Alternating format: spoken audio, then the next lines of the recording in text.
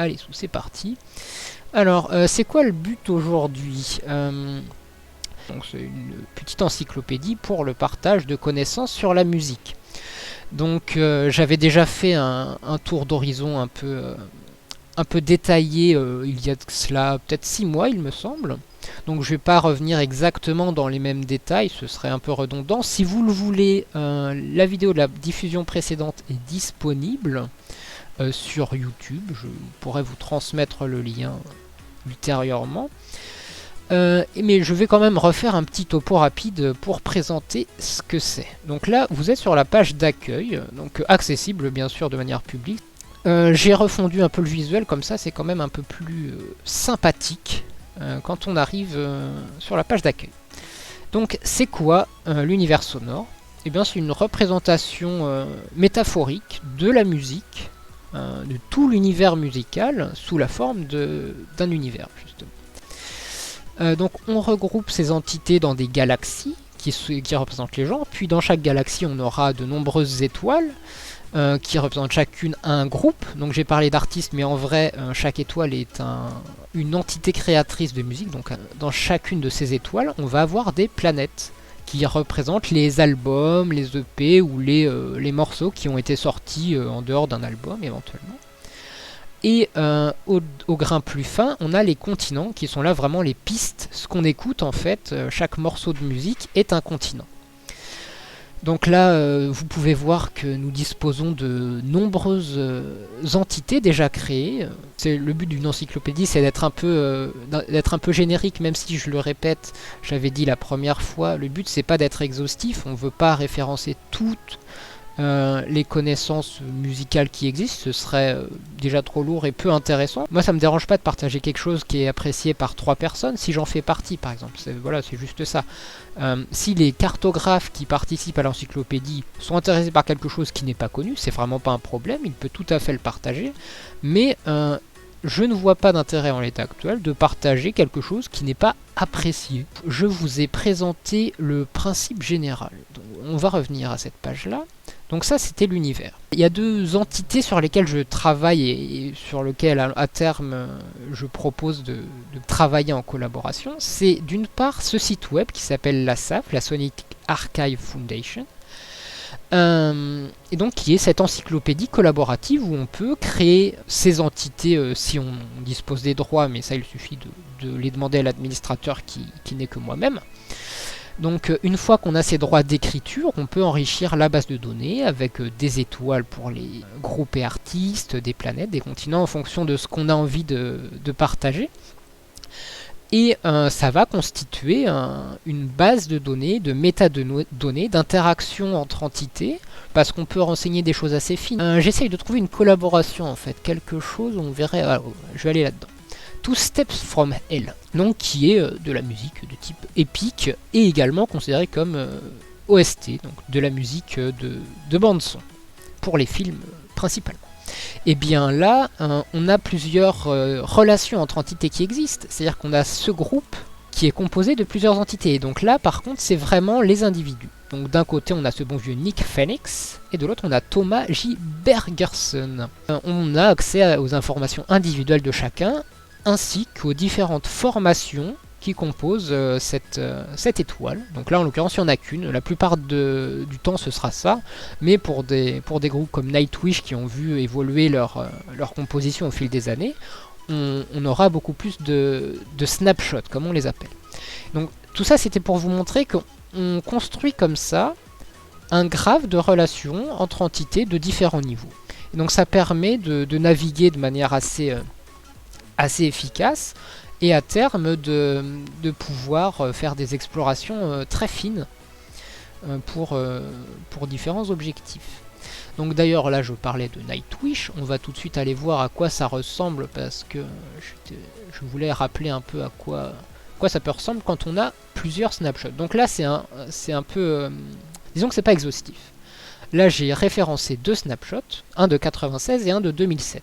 En réalité, quelqu'un qui connaît un peu Nightwish sait qu'il y a eu au moins 3 formations, si ce n'est plus. Mais voilà, donc le but c'est pas d'être exhaustif dès le début, on construit la base au fur et à mesure, et on construit ces entités qui sont indirectes au moment où on en a besoin. Là, si elles existent, c'est que les planètes en question, chacune est associée à l'un de ces snapshots. Donc voilà, pas besoin d'être vraiment exhaustif dans le moment où on définit. Et puis même, ça c'est le cas dans la plupart des étoiles disponibles, ce qu'il se passe, c'est qu'on n'a même pas le snapshot explicite. Voilà, on part juste du principe, c'est ce groupe-là qui a fait telle planète, et on s'en fiche un petit peu pour l'instant de qui était derrière. Ça peut être intéressant à terme, mais voilà, faut pas que ce soit bloquant, et donc c'est pour ça que j'ai fonctionné de cette façon. Donc vous avez désormais le fonctionnement de la SAF d'un point de vue universel. Après, je vais tout de suite passer à l'autre côté, qui est le logiciel d'écoute de musique locale. Là, vous avez une des deux interfaces disponibles, qui est l'interface avec Qt, donc une interface graphique, un logiciel somme toute assez classique, avec un menu, une fenêtre principale, des boutons, et puis même ça ressemble à un logiciel d'écoute de musique, parce qu'on a ce genre de boutons très surprenants, lecture, stop, piste suivante, pause, volume. Voilà, c'est vraiment très surprenant. À partir de là, ce logiciel apporte un petit peu plus que d'autres logiciels de musique. Ça servirait à rien de juste reproduire un nouveau logiciel si les fonctionnalités étaient identiques aux précédentes. Là, l'objectif c'est de poursuivre cette métaphore. Mais en gros, on retrouve des galaxies, donc ce qui est en bleu, des étoiles, ce qui est en jaune, et des planètes, ce sont là par contre la couleur peut varier en fonction du type. Et puis on voit les continents qui sont écrits sous les formes de petites parts un peu comme de Trivial Pursuit quasiment, que l'on peut jouer de manière directe. Donc voilà, ça c'est l'autre pendant qui est en interaction avec le site. J'y reviendrai, mais vous pouvez voir ici que j'ai associé ce logiciel, enfin cette fenêtre, avec le site web qui est derrière, et donc on peut avoir accès à toutes les informations du site. Donc on a fait le tour de qu'est-ce que c'était l'univers sonore et quels sont les outils qu'on met en place pour pouvoir aller dedans, pour pouvoir explorer ce qui s'y passe. Une fois que ça c'est fait, on a deux niveaux d'interaction. Je vous ai déjà évoqué le niveau de la cartographie, donc c'est ici, c'est-à-dire qu'on va pouvoir, quand on a les droits suffisants, créer des objets, des entités de différents niveaux, voire des informations dans ces entités explicites. Par exemple, si je prends Skyworld, et bien là on voit un petit dièse qui est à côté de l'un des continents, Winterspell. On va aller dessus et en fait qu'est-ce qui se passe? Nous avons des ressources disponibles qui peuvent être ajoutées sur chacun des continents, mais également des autres niveaux. Ça c'était déjà valable la dernière fois. Ça l'est encore, donc je rappelle qu'il est possible d'activer des lecteurs embarqués qui sont désactivés par défaut pour respecter la vie privée de l'utilisateur, mais il suffit de cliquer ici, même sans être connecté, pour pouvoir les afficher. Et donc une fois que c'est fait, on se rend compte que là nous avons un lecteur embarqué pour ce morceau en question, que je vais pas pouvoir jouer parce que lui par contre il est sous copyright. Alors je vais faire ça de manière très sioux. Vous allez devoir faire un effort d'imagination. Où en fait vous imaginez que la musique qui passe actuellement dans vos oreilles, si vous l'entendez, c'est celle-là. Alors qu'en fait c'est pas celle-là. Je vais donc mettre le son à 0. Et vous allez voir que les deux sont en interaction. Là, la barre de progression est la même que celle-là. C'est-à-dire que j'ai réussi à connecter le lecteur de YouTube pour des opérations manuelles. Là actuellement ça ne sert à rien. C'est juste que je peux avancer dans ma piste telle que je le veux. Voilà, vous voyez c'est mis à jour en temps réel. En soi, ça fait pas grand chose. Mais c'est surtout qu'après, on peut enrichir avec des informations de type continental. Et donc ça, je pourrais revenir dessus. On peut donner des informations à plein de niveaux, que ce soit créer ces entités-là, ou les ressources à l'intérieur. Donc des ressources de lecteurs embarqués, que ce soit des YouTube, mais bien sûr à chaque fois dans la légalité. C'est-à-dire qu'il faut que ce soit le YouTube officiel de la personne, et pas quelqu'un qui aurait récupéré la piste et qu'il aurait remise pour une raison ou une autre. On a cet aspect de cartographie, donc qui est ici, voilà, ce coin des cartographes. Donc là, c'est un peu ce que je vous disais, j'ai rajouté quelques visuels sympathiques qui indiquent quels ont été les morceaux récemment ajoutés. Attention, nuance importante à faire avec les morceaux récemment créés mais par les artistes, donc ceux-là on les trouvera dans le côté univers dans la page récent. Et donc là, on voit qu'il y a eu 4 éléments créés dans les derniers 3 mois. Et donc là, c'est vraiment le cas. Il y a du Coldplay, du Orelsan, du Stromae et du Magoyon. Donc en vrai, il y a eu beaucoup d'autres choses qui sont apparues au cours des 4 derniers mois, mais sur l'encyclopédie, c'est les 4 qui sont référencés. On a également les informations sur les cartes continentales. Donc là, pour rappel, qu'est-ce qu'une carte continentale? Eh bien, c'est une information temporalisée sur un continent. Et donc là, on se rend compte que j'ai réussi à afficher des paroles. J'ai associé en temps réel les paroles du morceau, un peu comme on pourrait avoir dans un karaoké, les paroles qui s'affichent au moment où on écoute le morceau. Donc là, pareil, je vais couper le son, mais je vais avancer. Et normalement, on est censé voir les paroles apparaître ici. Et on a le petit indicateur qui est ici pour montrer à quel endroit sont les paroles en question. Et donc ça, le format utilisé est un format standard, c'est du LRC. Là où c'est vraiment le plus simple, c'est dans le cas où on a des morceaux ou des paroles qui sont sous licence libre, bien sûr. Et donc là, je vais utiliser cet outil de recherche très bien fait. Quand on considère les créations de JBX, elles sont sous licence libre. Donc ce qui est fort pratique, ça veut dire que nous pouvons avoir les dialogues ajoutés au site. Et donc là, je peux aller dans le détail. Là, c'est un peu long à charger parce qu'il y a beaucoup d'items, mais en gros, vous voyez que pour chaque seconde, il y a les textes correspondants. Voilà.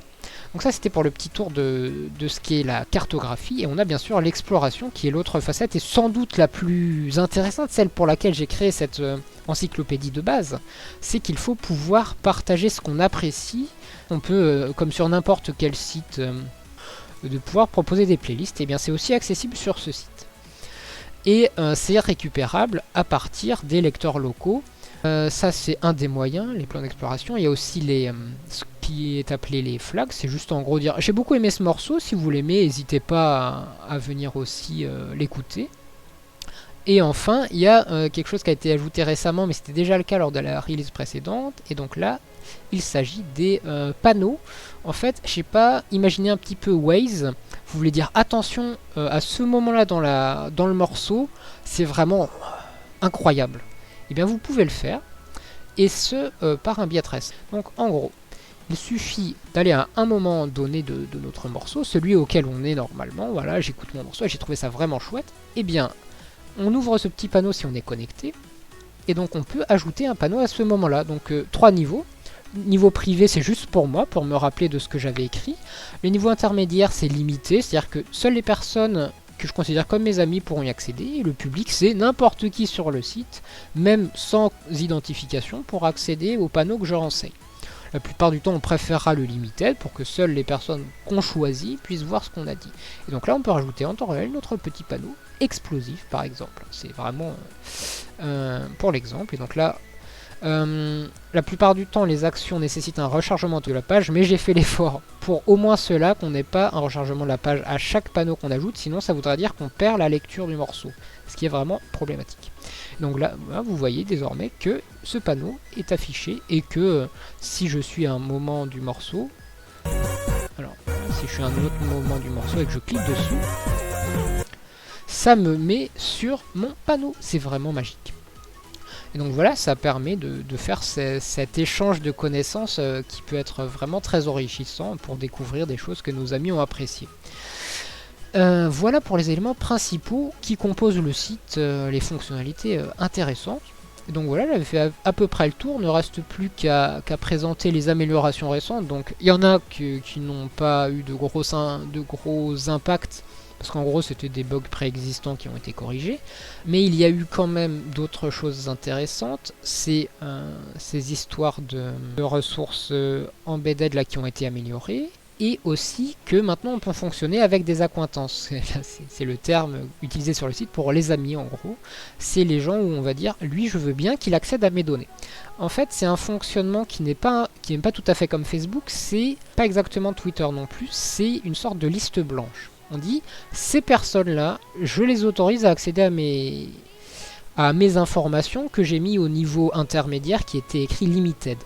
Voilà, je dis, je permets à telle personne, monsieur Bob Razowski par exemple, j'autorise Bob Razowski, parce que je le connais, à accéder à mes informations. Donc voilà, on construit comme ça une liste blanche qu'on peut également ajuster en supprimant si jamais on se rend compte qu'on n'a plus envie de partager les informations avec cette personne. Donc ça, c'était très important de le mettre en place, parce que comme le but de ce site, et même de l'initiative généralement, c'est de pouvoir partager ce qu'on apprécie avec ses connaissances. Et sans ce niveau-là, c'était trop bloquant, parce que on était obligé de le partager avec le monde entier. On n'a pas forcément envie que le monde entier sache qu'on aime bien Lady Gaga, pour une raison ou une autre. Moi j'aime bien Lady Gaga, c'est pas grave, mais on peut vouloir que ça reste confidentiel, ou en tout cas dans un cercle restreint. Donc voilà, c'était pour les mises à jour récentes. Et la question qui se pose désormais, c'est où est-ce qu'on va? Parce que pour la suite, moi de toute façon, je continue à enrichir la base au fil de mes explorations musicales. Ah, ça c'est un artiste que j'aime bien, je voudrais en parler de manière un peu plus détaillée, et puis ajouter des ressources qui me permettront d'avoir plus de background sur ce que j'écoute de manière générale. Voilà, donc là on a accès à tous les plans diffusés publiquement et par nos amis. Et on a accès à la liste de tous les éléments qui sont jouables. Ça permet de retrouver facilement les éléments qui contiennent un embedded. Et on a quand même ici des informations. Donc là, c'est un peu de la triche. Donc là, vous avez la vue en tant que cartographe, c'est-à-dire qu'on a des choses qui apparaissent. Dès que ça apparaît en orange, en gros, c'est de la cartographie. C'est des opérations qui sont faites pour que les cartographes puissent s'y retrouver. Quelqu'un non connecté verrait ça. C'est-à-dire qu'il voit que pour Reflet d'acide, il y a plusieurs cartes disponibles. Deux pour l'épisode 12, à savoir les chapitres et les dialogues. Sauf que, là c'est précisé que seuls les dialogues sont complets, les chapitres, si on va dedans, on se rend compte qu'en fait il n'y en a que 2 pour l'instant. Donc là, le travail du cartographe va être de rajouter les chapitres suivants en fonction de ce qui a été décrit par l'auteur. Voilà. Et donc, où on va ensuite? La piste principale que j'ai envisagée, je vais réafficher le lecteur local, parce que c'est lié à lui. L'élément principal que j'envisage actuellement, c'est de renforcer les interactions entre le site et le logiciel local. Comme vous le voyez, on a ces informations temporalisées que je vous avais présentées sur le site et qui sont également accessibles ici. Je vais baisser le volume pour que vous ayez juste le texte qui s'affiche. Donc là, vous voyez, les informations ont été rapatriées depuis le site pour que l'on puisse accéder depuis notre lecteur local aux paroles, et en l'occurrence au dialogue de cette piste-là. Donc là, ça veut dire que quand on parcourra le morceau, on pourra avoir en temps réel le texte qui s'affiche. Alors, ce que vous n'avez pas vu sans doute sur le site, mais c'est que pour ce genre de continent, ce qui est très intéressant, c'est qu'on peut avoir des chapitres. On peut chapitrer une piste pour faire en sorte que quand on va la parcourir, on peut sauter de chapitre en chapitre de manière beaucoup plus simple. Et ça, c'est un problème récurrent quand il s'agit d'écouter Reflet d'acide, là, parce que c'est tout à fait ce que je vous présente sur ce lecteur local. Donc souvent, le fait de subdiviser en chapitres, ça allège beaucoup le travail de l'auditeur, il peut s'y retrouver plus facilement, subdiviser son temps d'écoute, parce que bien sûr, il n'a peut-être pas 1 heure devant lui pour tout écouter, et savoir à quel moment s'arrêter. Parce que si on écoute juste la piste sans autres éléments, c'est très difficile de savoir quand on est à une fin de chapitre. Là où à l'écrit c'est évident, à l'oral, des fois c'est juste une petite transition où on ne sait pas trop en fait si c'était un élément cohérent à part entière ou pas. Donc c'est une des pistes que j'envisage et qui est déjà partiellement en place pour les lecteurs locaux. Ça faciliterait beaucoup les choses. Et surtout, le but c'est de pouvoir créer ces fameux panneaux, un peu le Waze dont je vous parlais tout à l'heure, quand on a apprécié un moment du morceau, dire de la même façon que c'est fait sur le site, pouvoir le faire aussi sur notre client local, et que tous nos amis, le jour où ils accèdent à ce morceau, ils voient « Ah, donc il a bien aimé ce moment-là, je suis curieux de savoir ce que ça va être, si je vais partager son avis ou pas du tout. » En tout cas, ça permet de flécher du contenu pour ces accointances, comme je les appelle.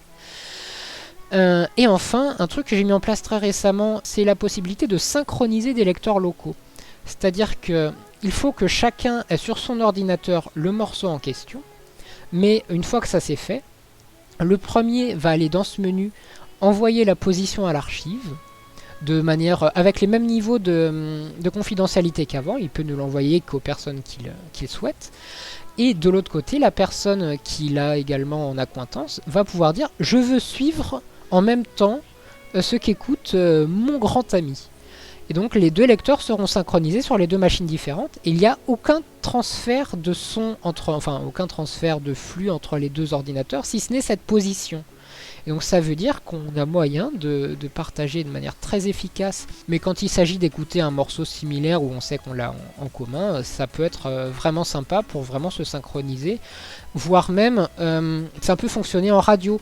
C'est-à-dire que le premier va piloter, décider ce qu'il écoute, et les autres ont juste à s'accrocher en gros à son exploration pour suivre, pour avoir une radio manuelle, on pourrait dire. Donc ça peut être vraiment intéressant dans les points de développement ultérieur. Et je pense que ça aurait de la valeur parce que un des intérêts à la fois du site et du logiciel local, c'est qu'ils fournissent un historique d'exploration. On peut garder trace de tout ce qu'on a vu, si on le souhaite. Avec des informations sur l'attention, donc ça c'est ce point d'exclamation, où en gros, quelqu'un qui est allé faire sa vaisselle pendant qu'il écoutait la musique et il y a 3 morceaux qui sont passés, on ne peut pas savoir s'il écoute vraiment le morceau actuel de manière volontaire. Donc on va annoter dans l'historique d'exploration musicale qu'il a écouté tel morceau à tel moment, mais surtout avec tel niveau de concentration.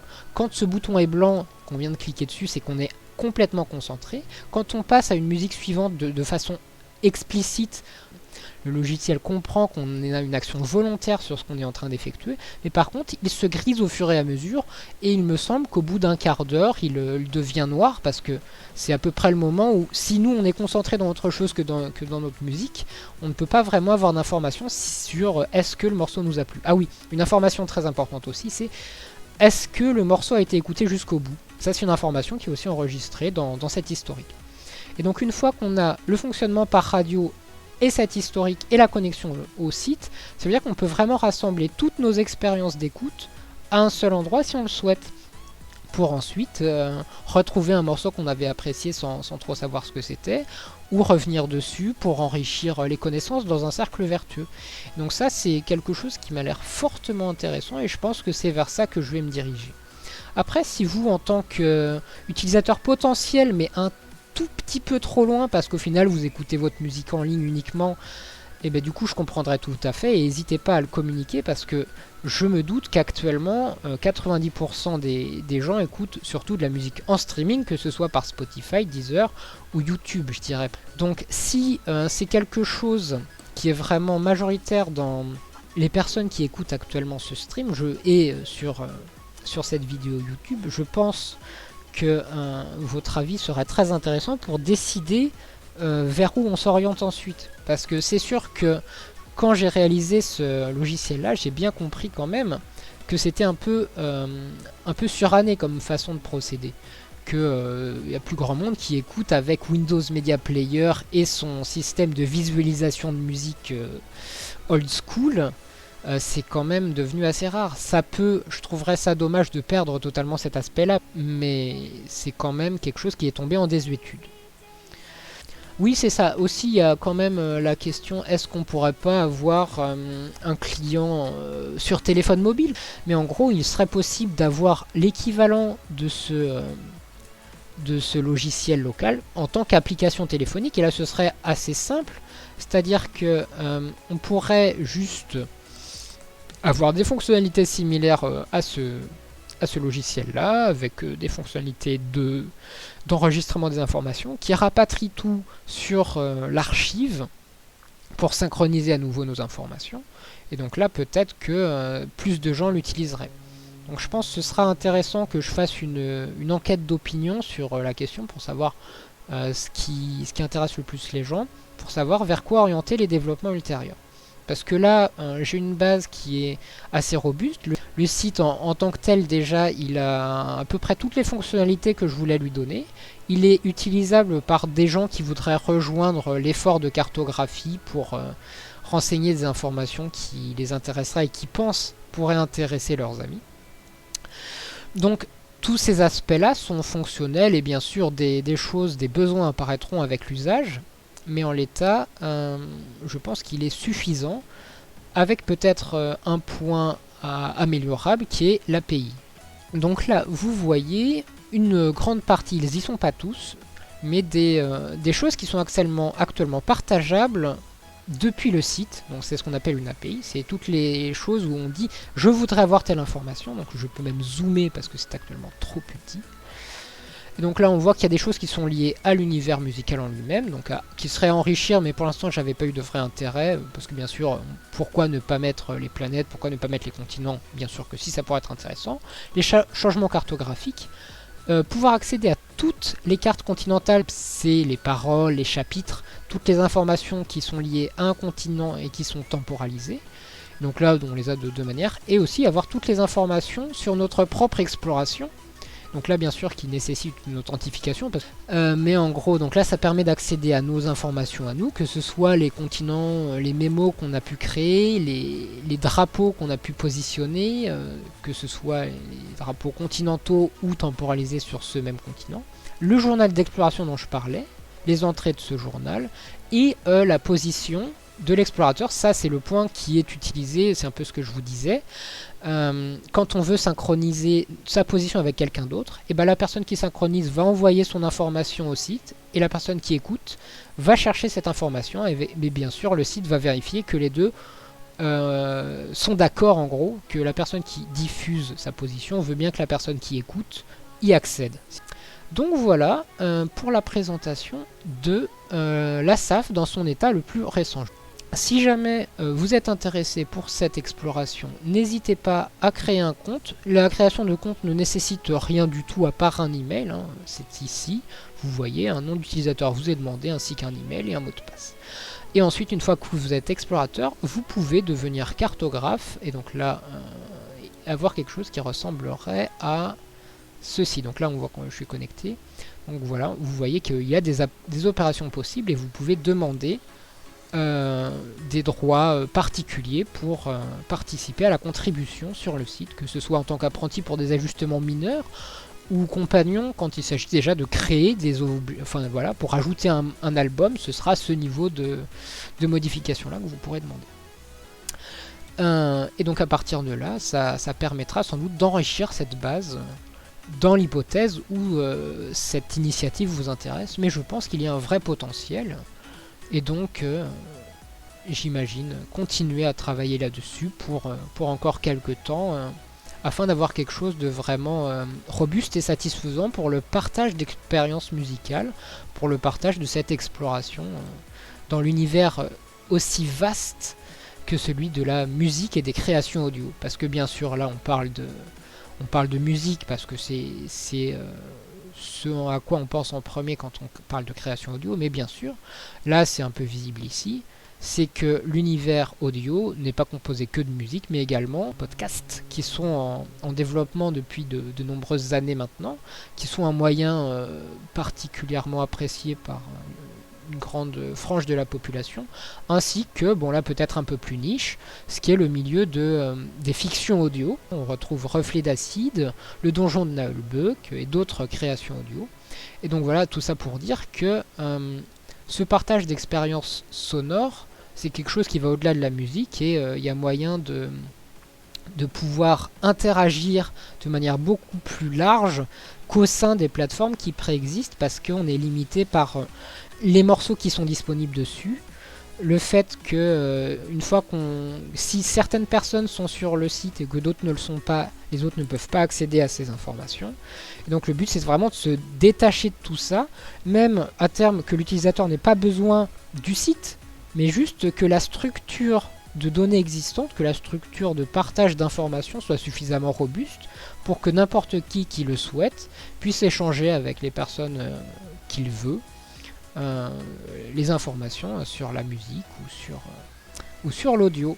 Voilà, merci pour votre attention. J'ai fait le tour. Si vous avez des questions, n'hésitez pas, je suis à l'écoute. Vous pouvez réagir en commentaire. Sur la page d'accueil de la SAF, vous avez le contact Twitter. Donc vous pouvez tout à fait poser des questions ou des interrogations sur cette page-là. et je serais ravi de pouvoir y répondre pour savoir ce qui vous intéresse, ce qui vous manque selon vous sur le site. Une API pour Spotify dérivée de tes réflexions et travaux n'aurait-elle pas plus de chances de toucher un public plus large? Alors, je suis pas sûr de comprendre. Dans un certain sens, je vois l'idée. C'est-à-dire qu'on avait un peu discuté de ça la dernière fois, je comprenais bien que pouvoir interagir d'un côté avec cette encyclopédie-là et de l'autre avec la navigation Spotify comme tu peux le faire de manière habituelle, ça c'est sûr que ce serait vraiment, vraiment pratique. Et c'est sûr que là, ça libérerait beaucoup les cas d'utilisation. Tout le monde pourrait se dire, c'est vrai que du coup, il suffit juste que j'associe mon compte, par exemple, avec ce site-là. Et donc, ça me permettra d'accéder à toutes ces fonctionnalités. Donc, je dirais que dans l'absolu, oui, c'est faisable. Je vais essayer de voir s'il est possible de faire un peu cette histoire d'intégration. Parce que là, actuellement, comme vous l'avez vu, il y a des intégrations qui se font au niveau des continents. Là, c'est assez rapide. Voilà, j'ai rajouté quelques endroits, quelques raccourcis pour l'exploration. Un add-on, je sais pas exactement, il faudrait que je me penche sur la question pour voir si c'est réalisable. Mais voilà, si je prends n'importe laquelle de ces ressources-là, actuellement, il est possible d'écouter sa musique depuis... Ouais, je comprends l'idée. On va incruster le lecteur, qui est en l'occurrence Spotify, dans un autre site et faire les manipulations au niveau extérieur, ce qu'il est possible de faire avec YouTube. Mais lorsque j'avais essayé de le faire avec d'autres sites, ce n'était pas possible parce qu'ils ne donnaient pas l'accès sur la position dans la piste. Et ça, c'est vraiment un truc qui est bloquant. Parce qu'une fois qu'on n'a pas la position dans la piste, ou même qu'on ne sait pas quel morceau est actuellement écouté, on n'a pas moyen d'enrichir la base ou d'utiliser une quelconque fonctionnalité du site, puisqu'elle se base sur ces informations. Soit de quel morceau est écouté, soit de à quel moment du morceau je suis. Donc si c'est possible de le faire avec quelque chose comme Spotify, ce serait vraiment le jackpot, effectivement. Donc ça peut être une bonne piste, mais je sais que c'est limitant, et surtout ça pose un problème, c'est qu'il faut le faire pour chaque logiciel de streaming musical qui existe quasiment. Parce que chaque utilisateur va dire, non, moi je suis pas trop Spotify, je suis plutôt Deezer, ou je suis plutôt YouTube Music, du coup je me retrouve pas dans ton site, je peux pas l'utiliser. Donc c'est un peu de la mauvaise foi ce que je dis, parce que déjà quand tu l'as fait pour l'un, on sait comment le réaliser pour d'autres, mais je pense pas qu'il existe de solution universelle pour faire tous les lecteurs. Je reconnais que déjà à partir du moment où on a cette interaction Spotify par exemple et Sonic Archive Foundation, ça permettrait de débloquer pas mal des utilisateurs, et le reste soit fera une migration, mais ça m'étonnerait, parce que souvent une fois qu'on est dans un lecteur audio ou dans un système, on le garde, notamment parce qu'on est prisonnier de nos playlists, on est prisonnier de ce qu'on a écouté et de ce qu'on veut pas perdre, et qu'on retrouverait pas sur d'autres catalogues. Donc ça c'est un problème qui est difficilement soluble, mais je pense que ça vaut le coup d'essayer effectivement de faire une petite expérience, voir si c'est faisable dans le cas particulier de Spotify. Parce que faut pas non plus se mentir, Spotify est quand même très utilisé, et c'est vrai que si on réussit là à le faire pour Spotify, on touche pas mal de monde, tout à fait. Pour ceux qui sont encore là, sachez que j'ai été particulièrement bluffé de voir Music of the Sphere par Coldplay. Ça c'est vraiment incroyable. Je vais vous afficher l'album. Music of the Spheres Coldplay. Voilà. C'est assez incroyable. Coldplay a sorti 7 albums cette année. Et c'est quand même colossal la coïncidence qu'ils se sont dit. Et si en fait on faisait en sorte que la musique, en fait c'est une sorte de système solaire. Et en fait dedans il y aurait des planètes et tout. J'ai trouvé ça trop drôle. J'étais vraiment bluffé. Et je me suis dit que les très grands esprits se rencontrent, bien sûr. Mais juste les 15 secondes pédagogiques. Parce que je pense que vous l'avez déjà partiellement entendu. Alors, il y a eu un des morceaux qui a été... mais il y a eu un morceau qui est passé à la radio récemment, ce qui s'appelle Universe. Voilà. Donc je crois que c'est 15 secondes qui est autorisé. On va cut, de toute façon. J'ai trouvé ça très très drôle de me dire voilà, Coldplay me plagie, super. Bah merci les mecs. Et zéro royalties, hein, ils m'ont rien demandé, hein. Je suis vraiment dégoûté.